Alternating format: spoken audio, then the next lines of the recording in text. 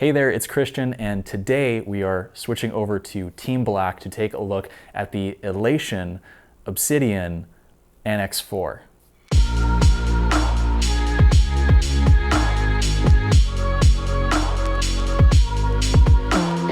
First and foremost, I want to make sure that you know that Elation sent me this unit as a demo to get my hands on it and give their R&D team feedback on their products so that they can know what we want as LDs when it comes to lighting control systems. Now, they didn't pay me to make this video and they don't get to see what's in it before I put it up on YouTube, but I just want to make sure that we are clear about the premises of why I'm making this video. I'm going to go ahead and boot up the console and we can time it and see how long it takes to get into a show, because that actually is kind of an important factor, I think, in modern desks. And while we're waiting for that to happen, I want to talk about the circumstances behind why I'm giving this a shot and seeing what it has to offer. About a year ago, I was approached to design a newer nightclub in the Seattle area. And it was an interesting challenge because it was very budget conscious, and we needed to be able to control 4 full universes of fixtures with some pixel mapping elements and have a really low footprint. So I decided to spec an Onyx system because it fit the budget and it fit the control specifications. And just as I decided that, okay, we're going to use an Onyx PC to run this, hit go on our show file here, and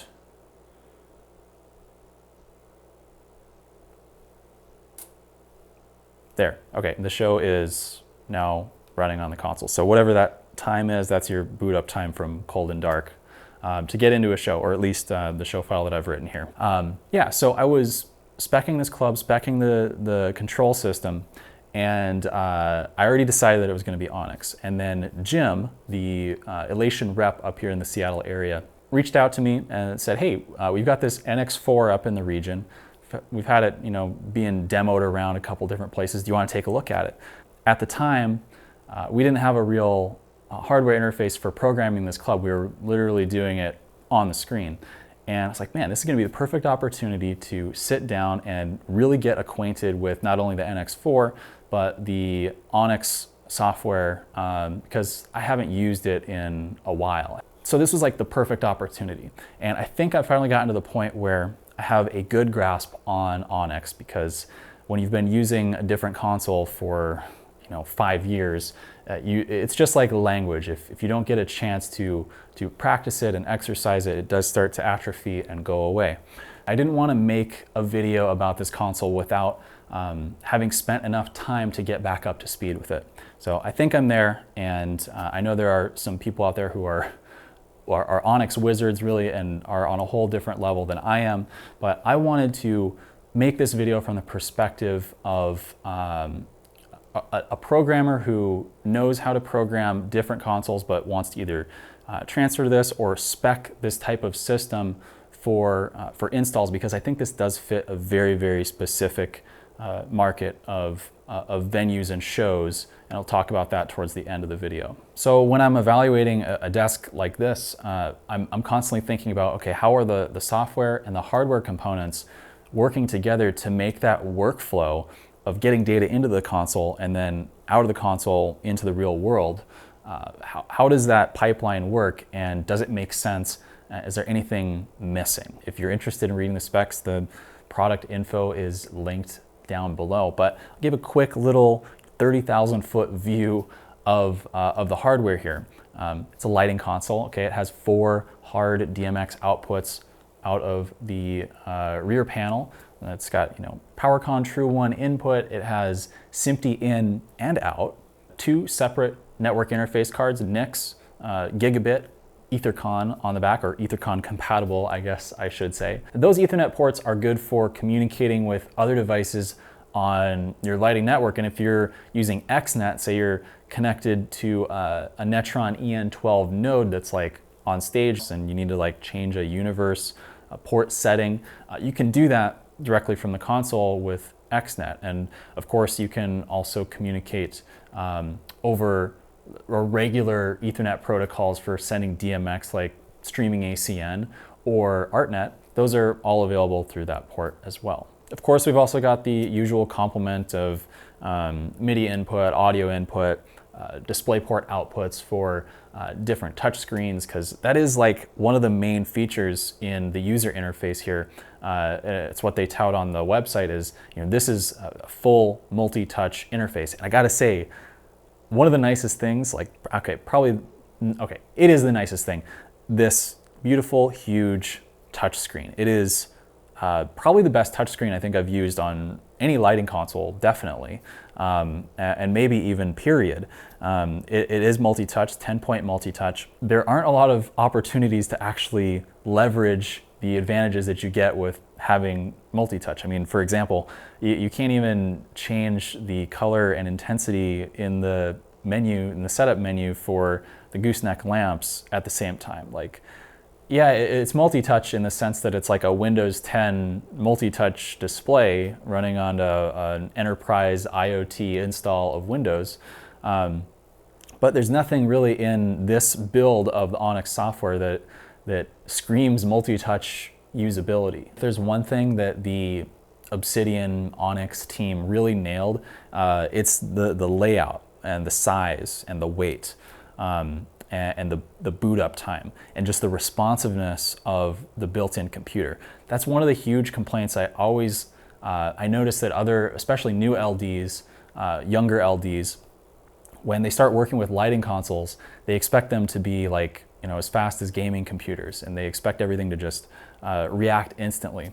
And most consoles, most modern consoles are pretty quick, but this is notably faster. Just the way that interacting with the hardware and software it feels a lot quicker. It feels a lot more, I guess agile would be the word.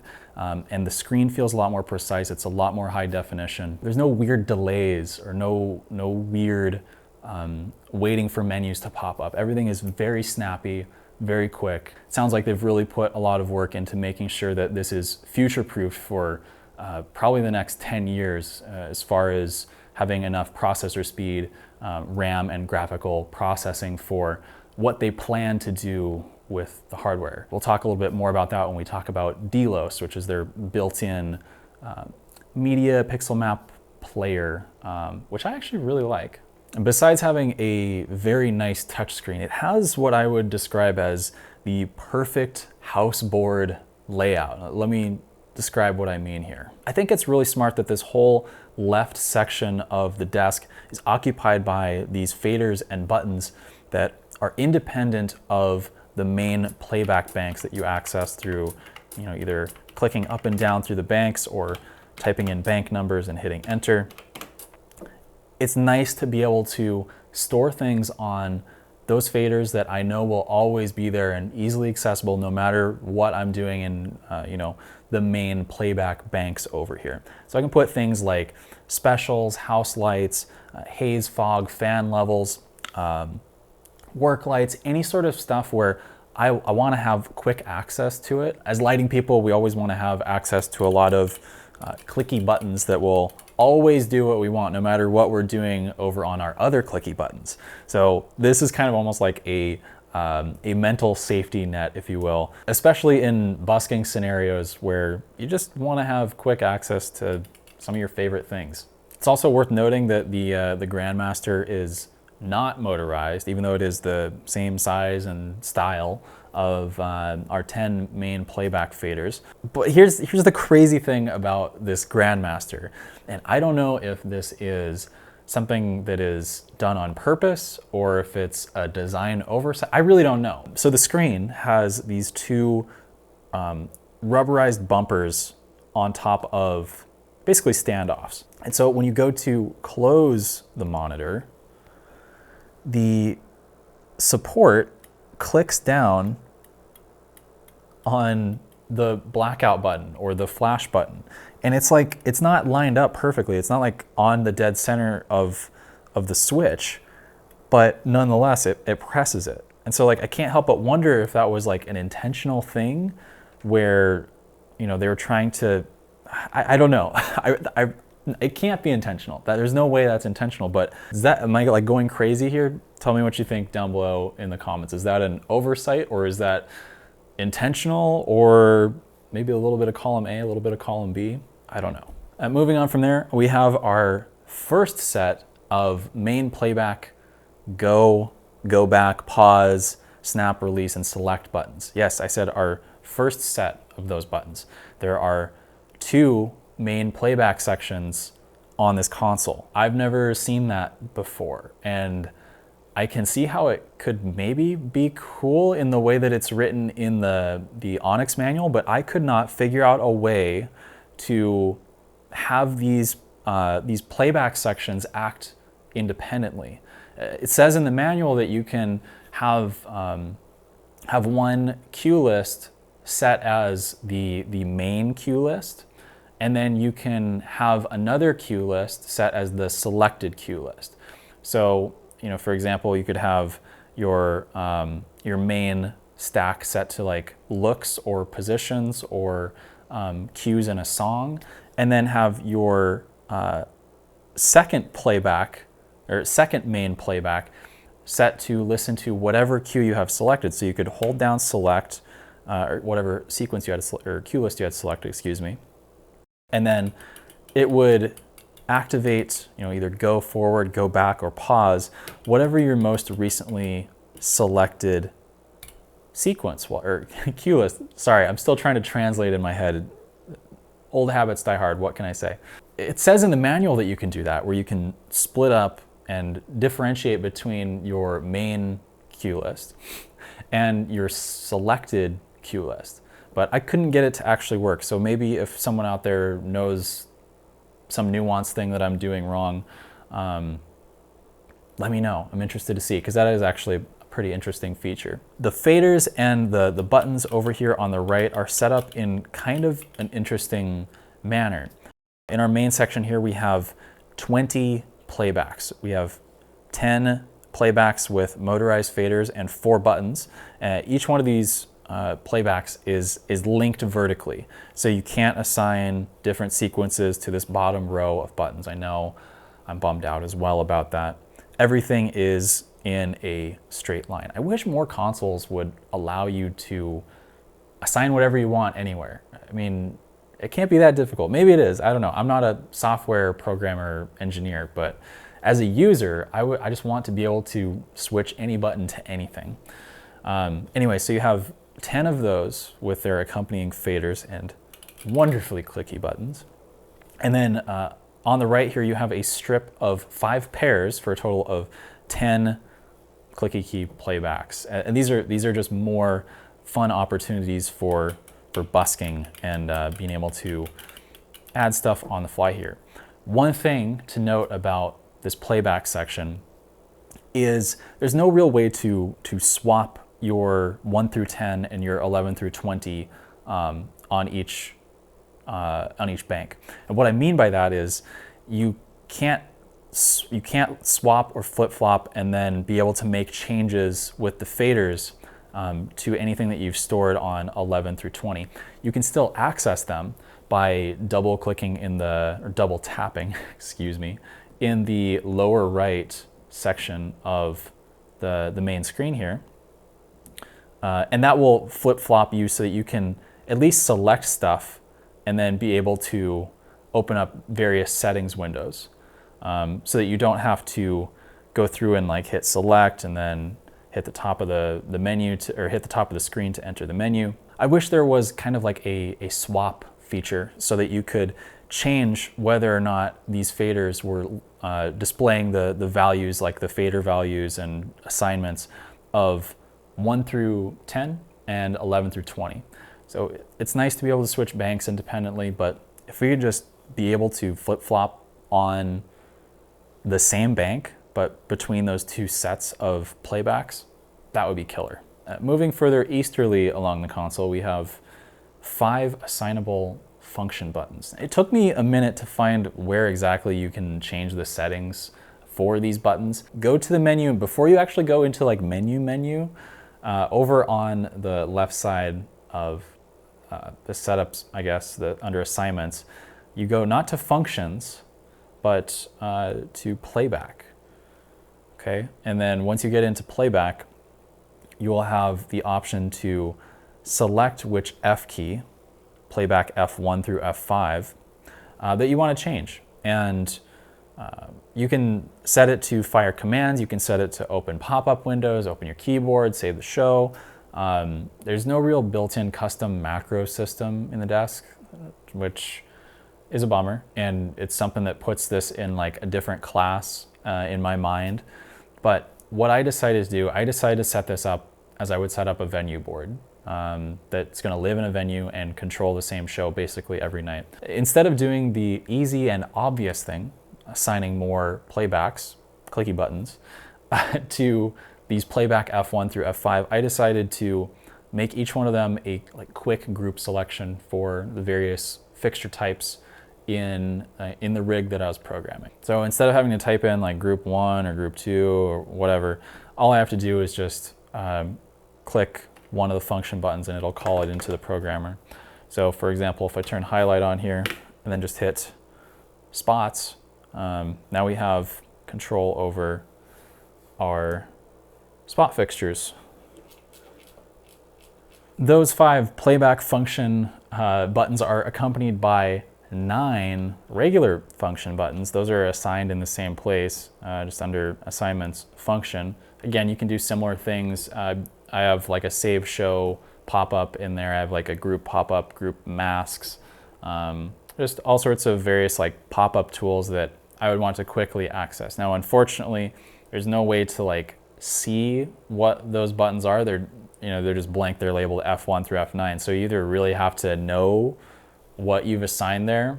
Again, if this is a house desk and you're using it every night for 4 nights a week, probably gonna get a muscle memory down to this, but you're probably gonna have to label these physically. Same thing with the mini faders section over here. Below those function buttons, you have your programmer section where you're going to be selecting groups, changing values, recording and updating cues. In the top right, you have 4 rotary clicky encoders with a 5th vestigial encoder down here for direct control of intensity values, kind of like a dimmer wheel on other consoles. Honestly, these encoders are probably the worst I've ever used. There's no other way to put it than they just feel cheap.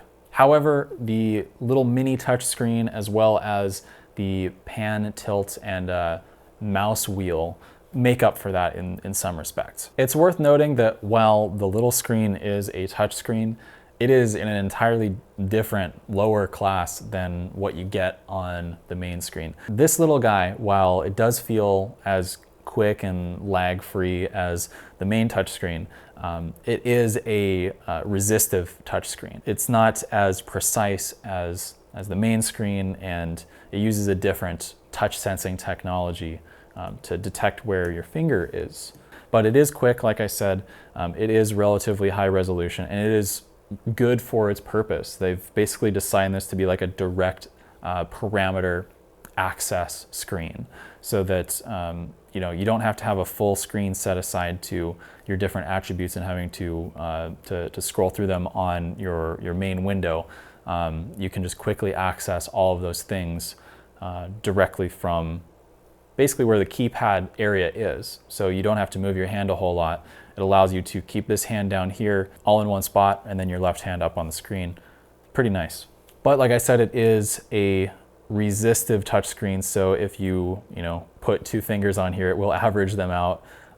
That's one thing I'm always worried about when it comes to longevity with touchscreens, is if touchscreens start to go out, then it can feel that pressure point in different areas under that little grid of wires, and it can make it so that sometimes you can't even select areas of the screen. That's not a problem right now at this console because it's obviously brand new, but I'm thinking years down the line, especially if you were taking this out on the road, jostling it around and getting a lot of heavy use, that is just something that shows up in these resistive screens. But I think what they've decided to put down here really makes a lot of sense. It's direct access of values, allows you to like scroll through the gobo wheels and see a visual representation of the different effects that your fixture can produce. I think if they were to come out with an updated version of this form factor, it would be nice to see a small multi-touch screen as well, to be able to like manipulate different channels at the same time. I think that'd be cool. The NX4 also has probably the best trackball setup that I've ever used. It's very precise if I'm using it on the screen, which I do use pretty frequently when I'm programming on this system. And when you switch over to pan tilt mode, it is actually very, very precise. I feel like it is just the right amount of resolution for a trackball at least. And of course you can fine tune things. But my favorite thing about this is when you switch over into pan tilt mode, your left click, right click buttons automatically become next and previous buttons, which I found out by accident. And it's a really neat, quick little feature that saves time and keeps me from having to move my hand to different places or do the whole like hand cross programmer LD thing that I catch myself doing a lot. And I couldn't talk about the NX4 layout without talking about these built-in Gooseneck LED color customizable, changeable RGB lamps. They are built in. You can't detach these, so don't try to steal these from a venue you might be pulling up to at some point in 2023 at this rate. But yeah, they're cool, they're bright. However, you can't change them at the same time for whatever reason. You have to, if you want to make them the same color, like custom color, you have to first change one of them with a little HSV circle and then store that as a custom user color, then go over and change the other one to that custom color. It's just a little tiny thing that if they just changed it, it would just like, it would actually just give me like 1% more peace in this year. Oh, I almost forgot. Two last things about the layout. One is a great placement of USB 3.0 ports, both on the top and then a sneaky one over here on the side.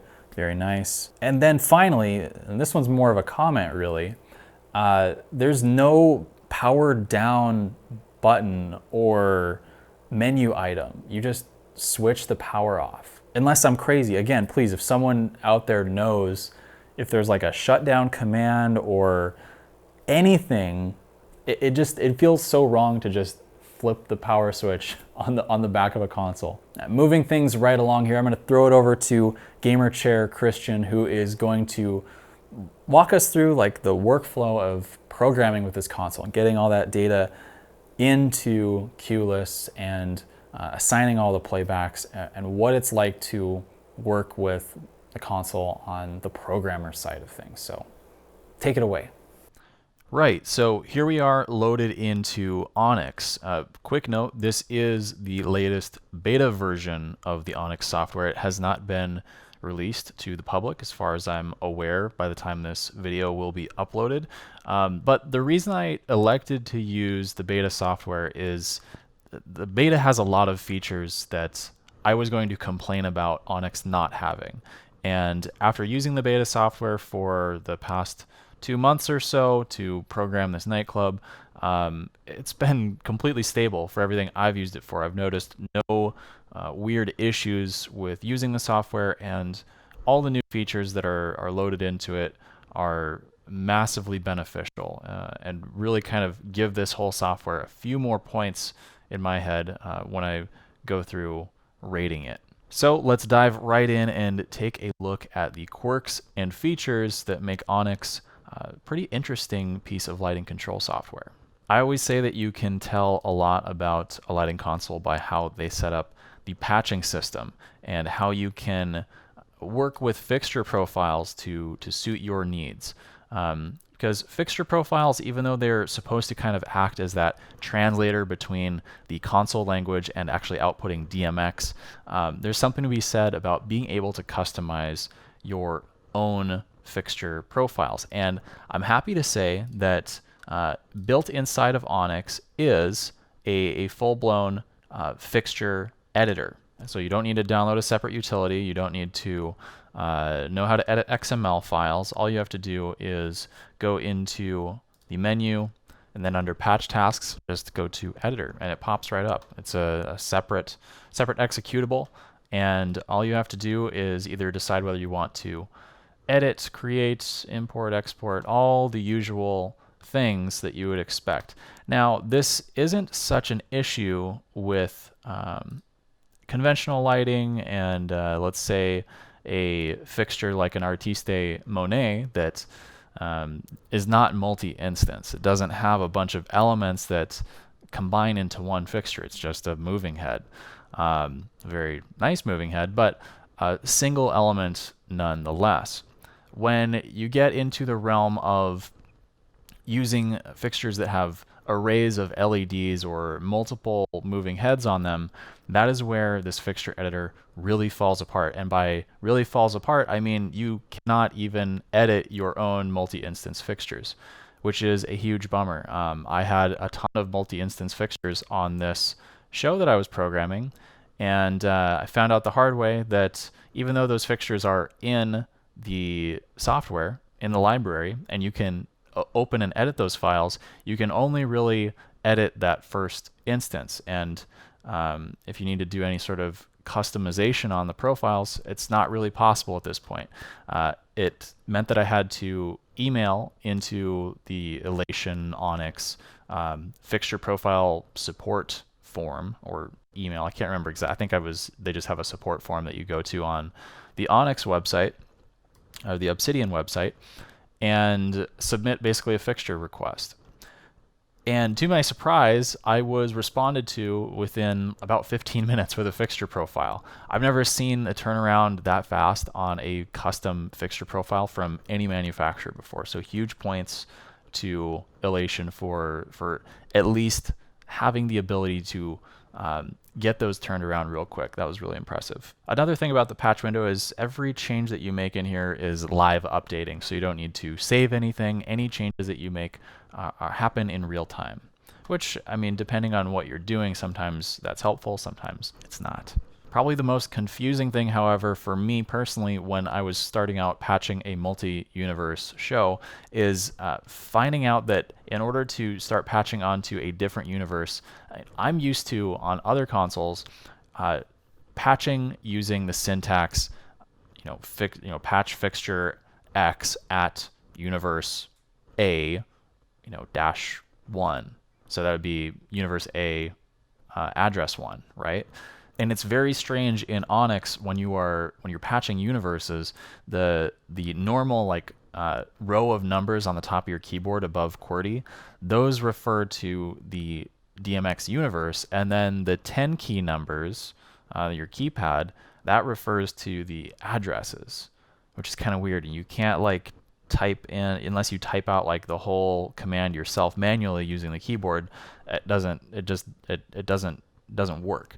So instead, what I found easiest to do was just to, down here in the lower left-hand corner, just choose whatever universe you're working on and then start patching using just the normal keypad syntax. So that would have saved me a lot of time if I would have just known to choose your universe that you're focusing on down here and then just patch as if you were just patching a single universe. And while we're inside of the patch, I want to talk about one of the features I was so excited to see made it into this beta update, and that is using the CITP link between Capture and Onyx to automatically update, patch, and create DYLOS 2D layouts in the software based off of the 2D views in Capture, which is super useful. It was a huge pain originally building this show file because I built it before the beta version. I was aware of it, and having to place all the fixtures manually on the 2D grid was kind of arduous. So with the new update, you're able to link Capture and Onyx, and you can essentially just scan for fixtures over CITP, which is Capture Interface Transport Protocol, I believe. I think they might have updated it because it's no longer just for Capture. So if I pull up the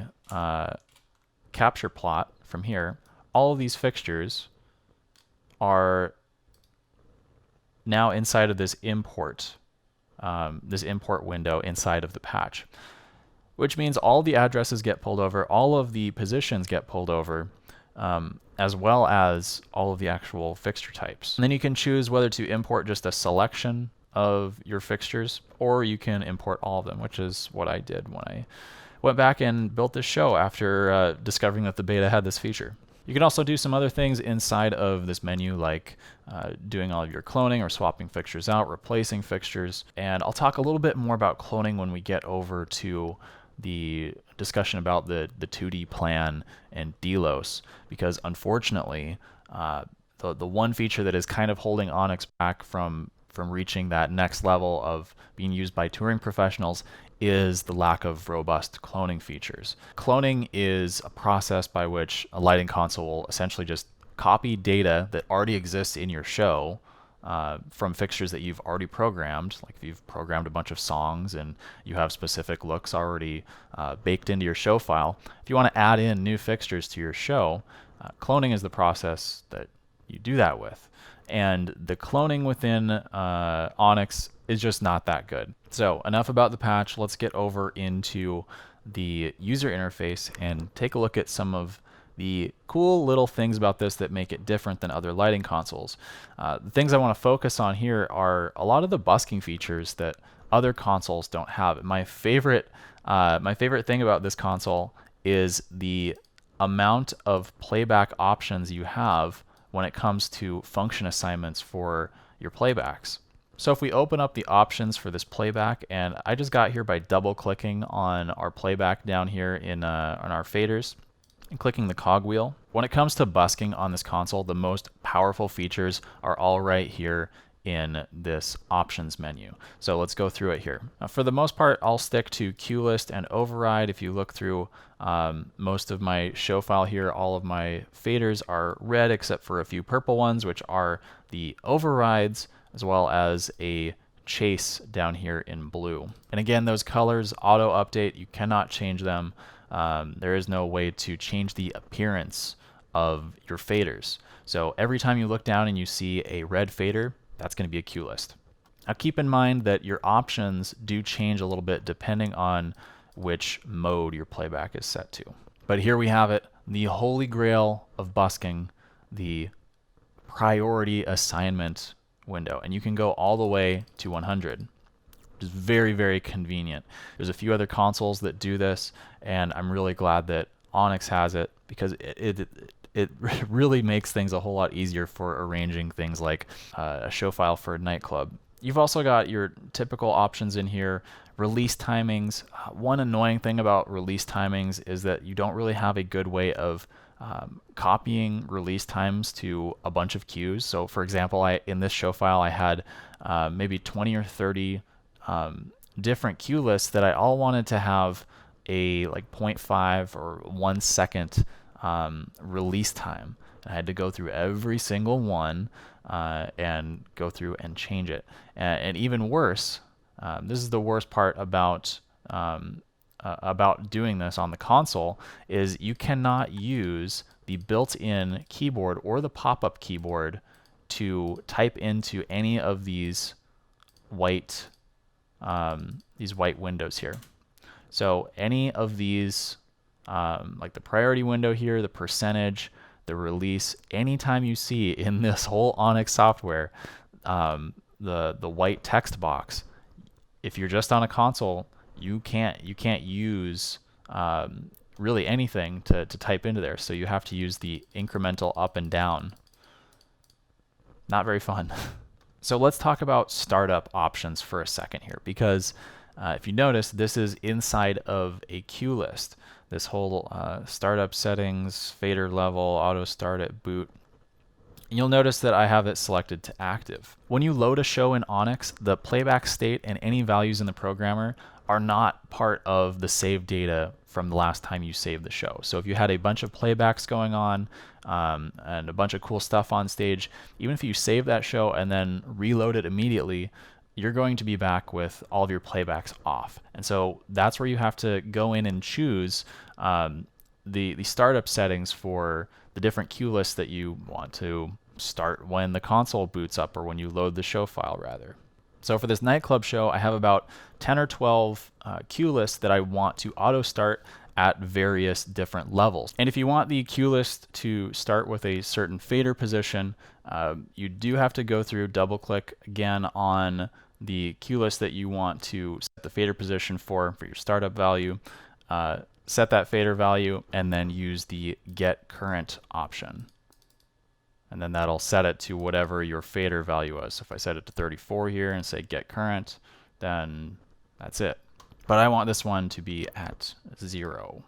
If we move over to the function assignments, this is where we really get some cool options for busking. These icons on the left represent the buttons and faders on the physical console. The coolest part, I think, is you have both down and up actions. I wish every console had this because it's super powerful, especially when, like I said, you're doing a busking show, which I think this desk is really well suited for. You can also choose the percentage at which the cue list will auto trigger depending on how far you've moved the fader up. So if you want it to instantly start as soon as you move the fader, 0%.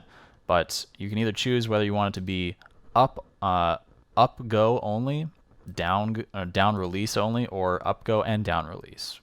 It's really nice. And you thought that attack, sustain, decay, and release options were only for music producers. No. If you are an Onyx operator and programmer, you have attack, hold, and decay, which is a very, very cool option.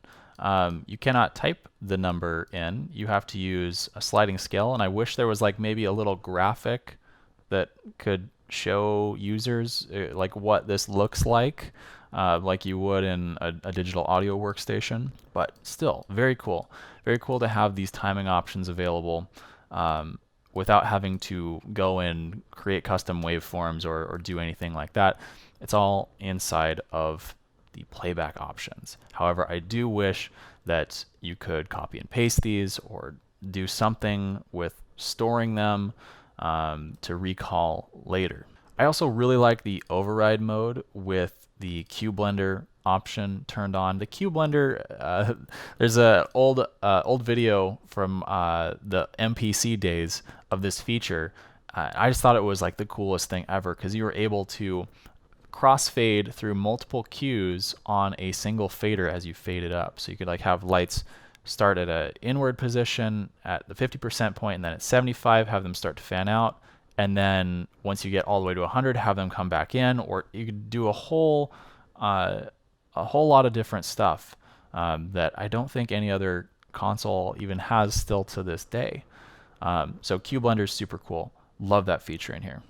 You'll notice that I have a blue bar running along the top of my Onyx window here. That's because I am in a workspace for me. Now, Onyx doesn't have users per se or user profiles or anything that allows you to like log in or log out or restrict access to certain parts of the show file, but it does allow you to create custom workspaces for different types of users.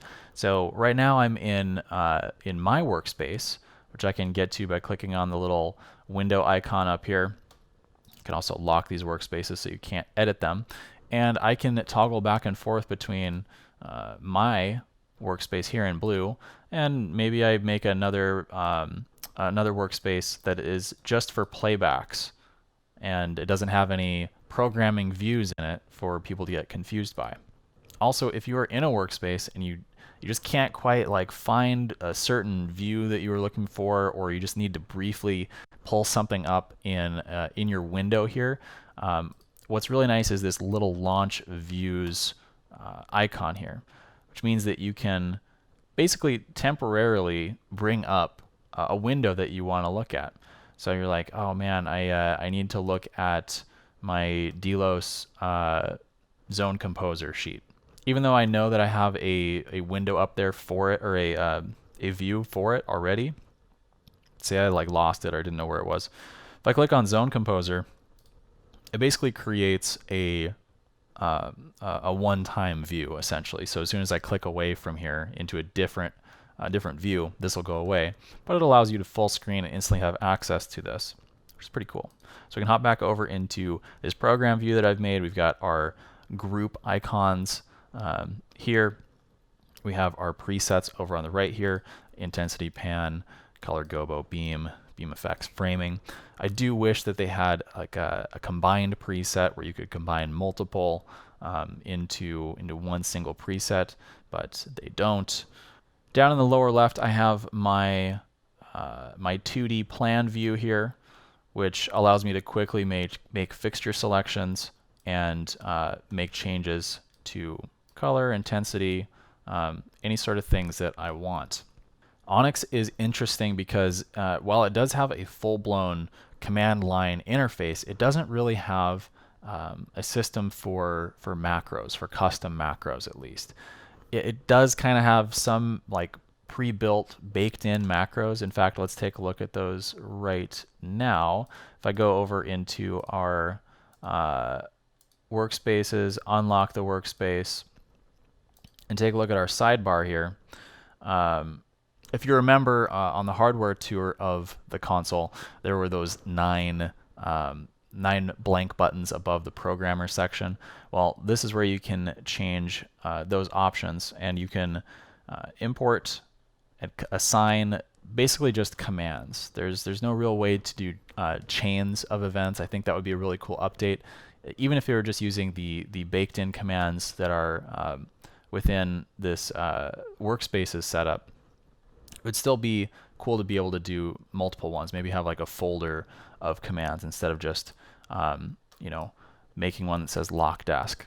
So here all I did is I clicked on F10, a button which actually doesn't exist on the console. I've already assigned F1 through F9, but I clicked on F10 just to demonstrate this to you.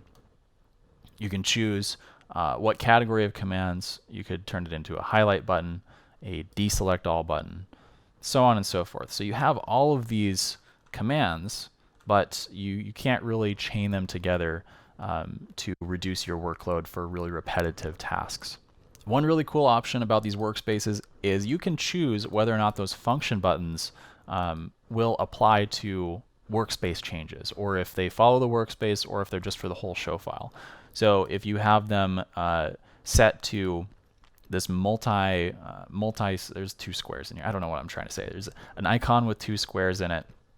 That means that every function that you assign to those buttons will follow through no matter what workspace you're in. But if you want to have independent workspace function assignments, say one for programming, one for playback, or different users or whatever, then you can make that option appear where every workspace gets its own functions.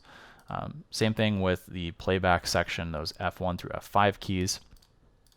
And the sidebar. The sidebar is what we were just looking at here on the left-hand side. This is the sidebar. Yes, it is. You can access it next to the GM and FM pop-ups. So GM for Grandmaster and FM for Flashmaster. Yes, the console has a Flashmaster, which is a very cool feature. Again, for busking, this is like, I'm telling you, this is like the ultimate console if you are using the same rig every night and you're busking on it. This is like, I don't think it really gets much better.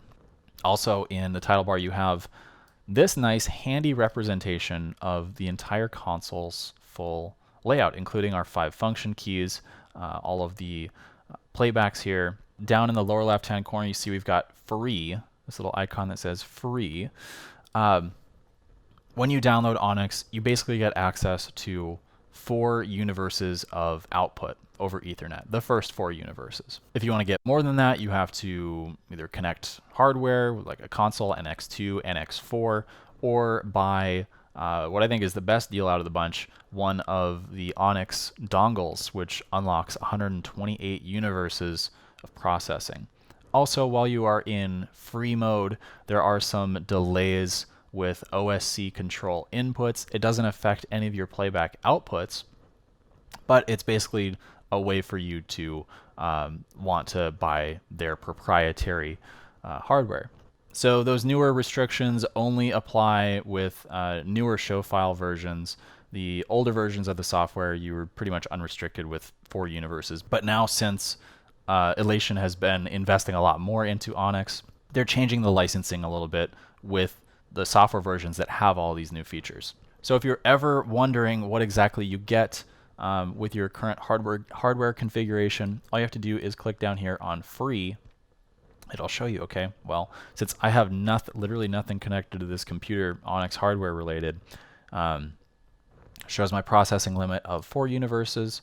I am limited to universes 1 through 4. I get 2 DYLOS zones. A zone is basically just like a box that you draw around the 2D plan. You get 2 of those to play with, and OSC playback is restricted. Again, it's just kind of like random delays on the OSC values. Down in the lower right, we've got this pop-up. This is for your 4 encoders. This matches up to the 4 encoders on the NX4, as well as the 4 touch strips on some of the other bits of Onyx hardware. So this is essentially your programmer where you can go through and change the attributes that you want to be working on. You can also directly add effects in here as well by switching over to an effects layer. Keep in mind though that you should have your attribute that you want to have affected selected before you go into effects. So you'll see it says here 8 fixtures selected, swing on blue.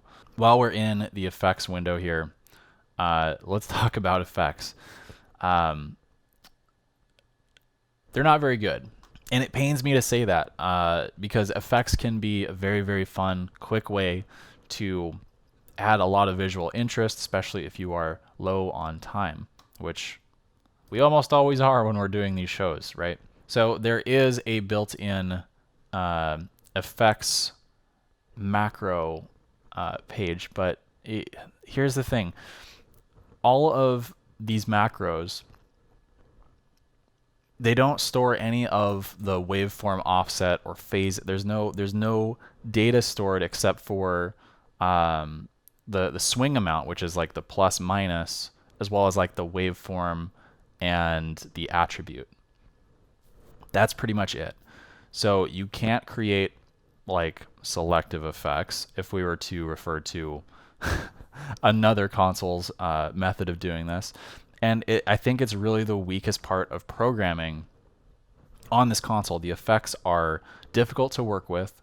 They don't look very good out of the box. You have to spend a lot of time rearranging selections because remember, when you're running waveforms over fixtures to create these effects, because that's all an effect is. It's just a waveform like a sine wave or a triangle, sawtooth. Again, going back to might as well be music producers at this point. But there is really no way to have a good library of your own effects.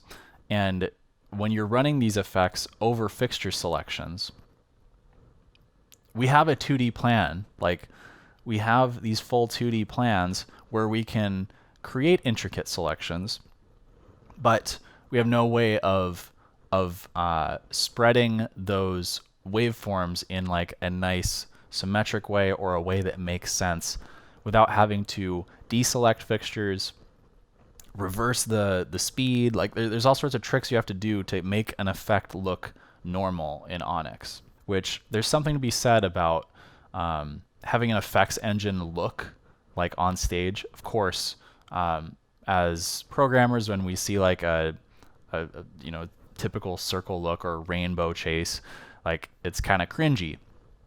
Yes, of course. So we all know that, and we kind of want to get away from those, straight out of the box effects looks.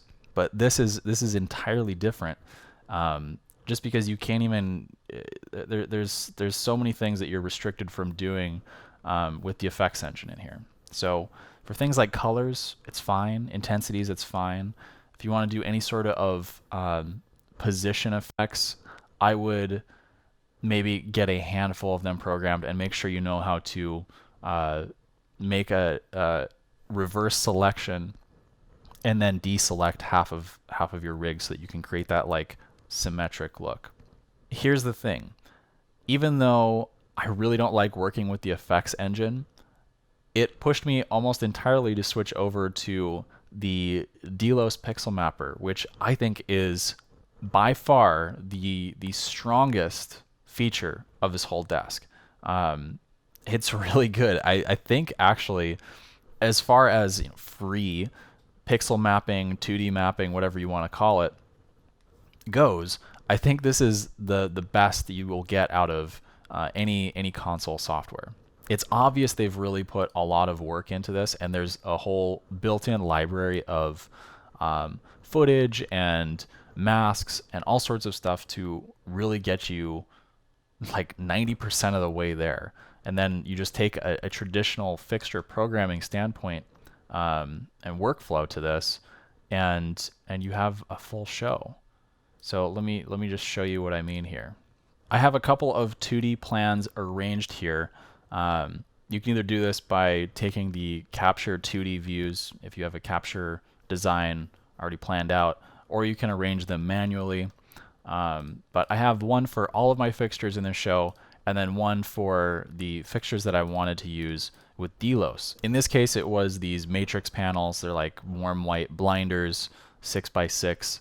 And I wanted to be able to run graphics across them and do all sorts of cool like non-effects generator stuff. Just because, like I said, effects just get boring after a while. I'm going to go over to the DYLOS window, which, believe it or not, this is like a pre-built window in the software. Like if you install Onyx, this DYLOS page already exists, as with most of these views over here. I didn't have to go through and create any of these. It's a huge, huge advantage for people who are kind of stepping into their first software to basically have a lot of your views already set up. You're not just presented with a blank slate.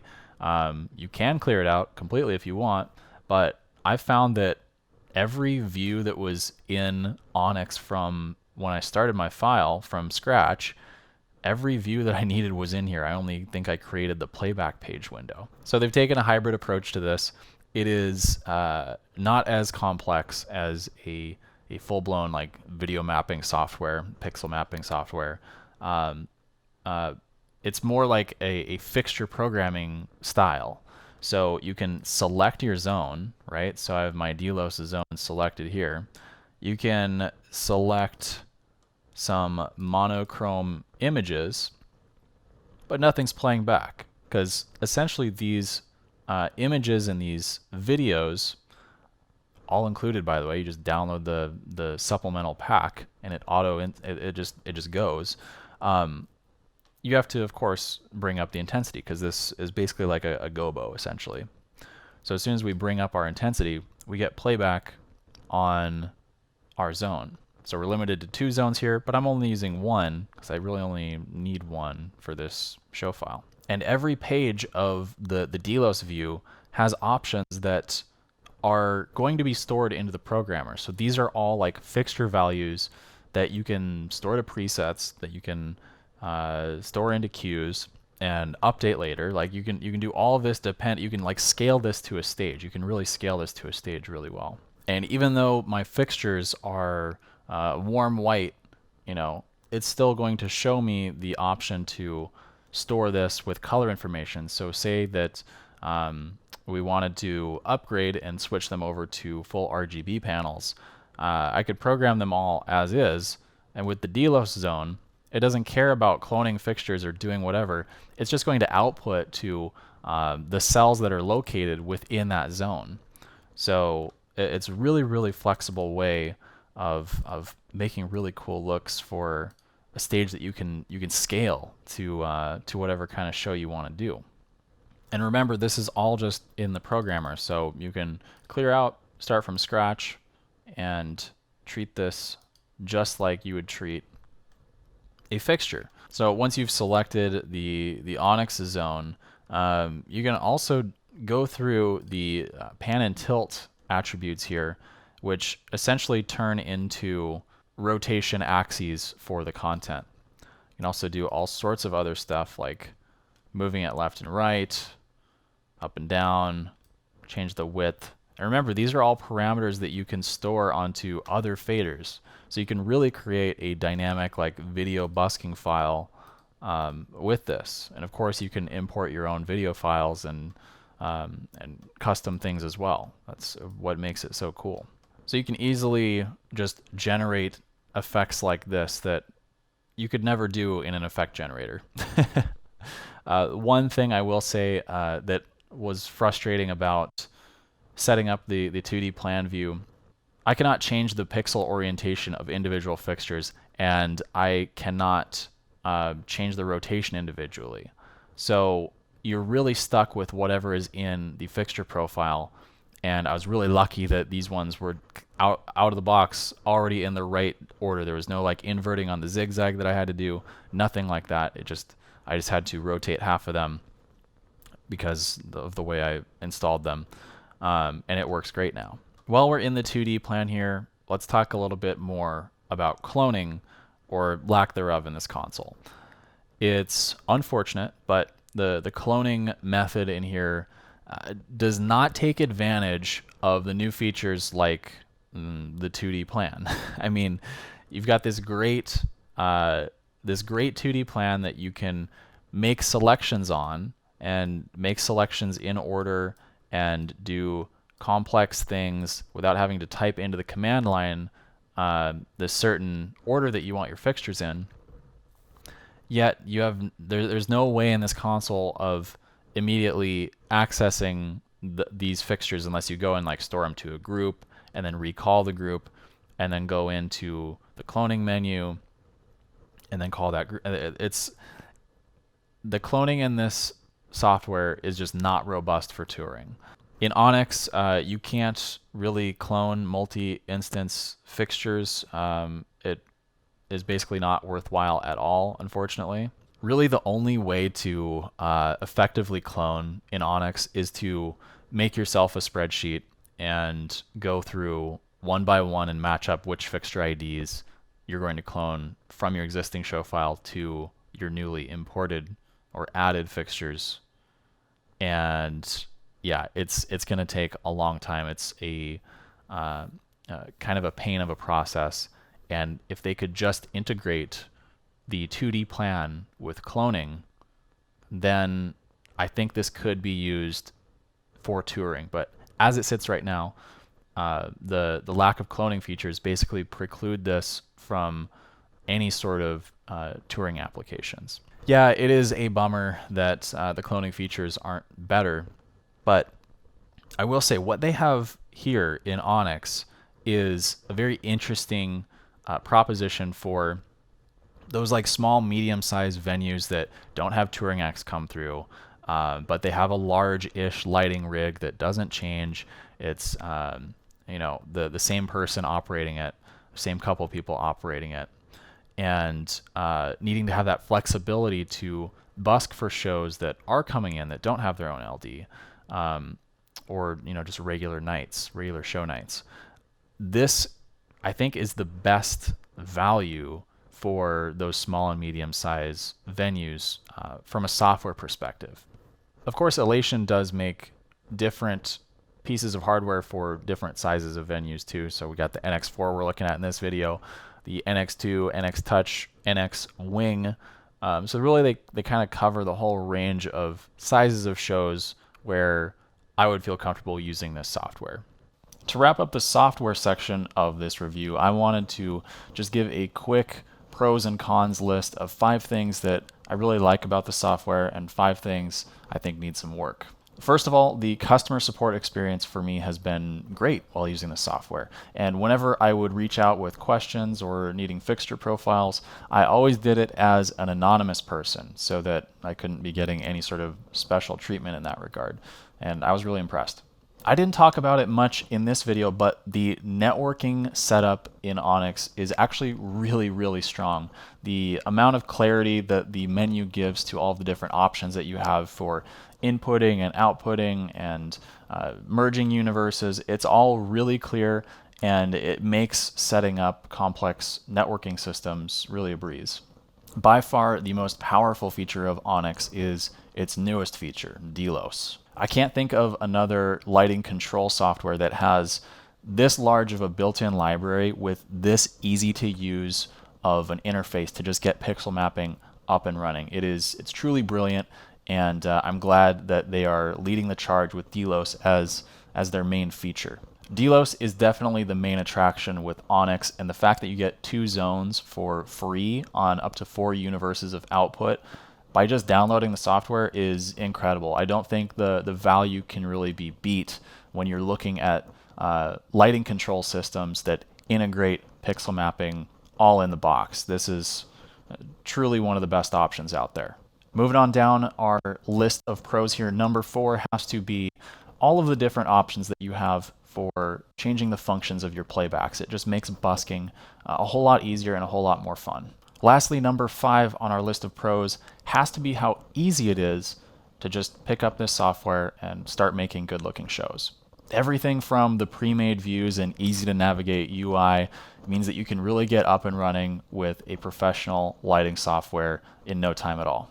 Moving right along over into my list of cons for the Onyx software in a similar vein to our very last pro is that there is no way to auto-generate any sort of presets for fixtures that you patch, which is a huge feature that would really make people who are first stepping into the Onyx software or even lighting controllers in general, it would just make things even just a little more simple. Even if you had the option to auto create presets, I think that would speed things up tremendously, because as it sits right now, you have to make all of your own presets, which is not the end of the world, especially if you're experienced in programming. But for beginners, I really think that some sort of auto preset generator would be super welcome, super useful.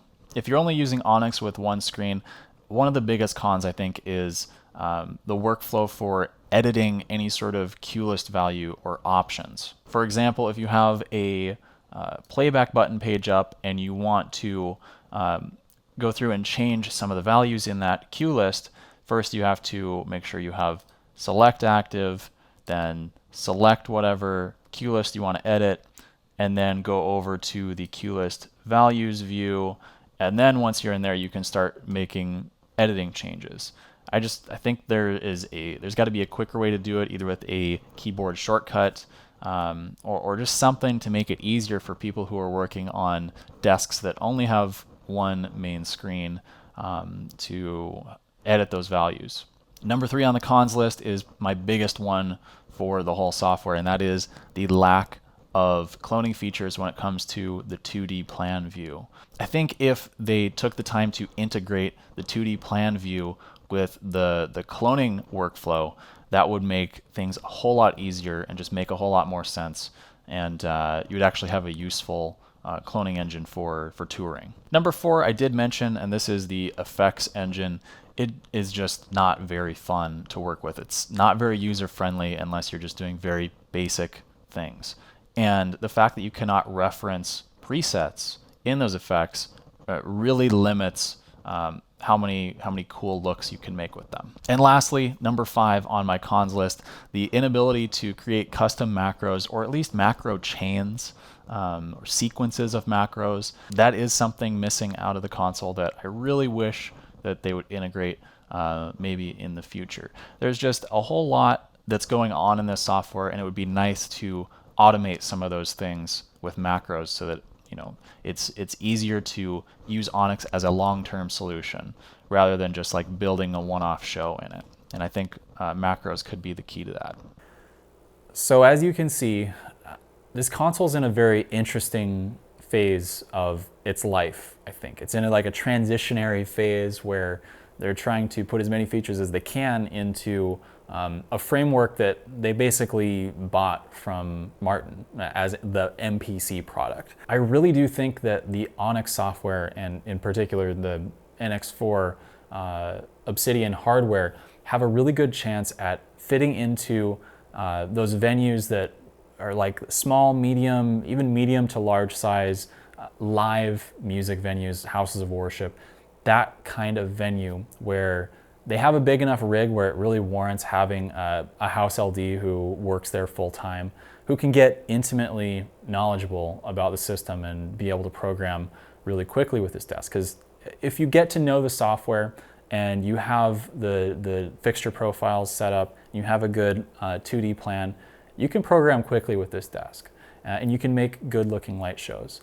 However, like I said earlier, it falls short with the effects engine, definitely falls short on time coding and macros, but those are not real necessities for a house desk. If you have the ability to sit down and like tweak the effects to your liking and get everything set up where you don't have to worry about cloning into a new rig every night, then this is going to be a really solid setup. And when you consider that it has that DYLOS pixel mapping engine built into it and 64 universes via ArtNet or any other Ethernet protocol out of this desk, it's a really, really cost-effective way to get a lot of control in, again, those medium size, even medium to large size venues with maybe lots of pixel mappable things or a lot of moving lights.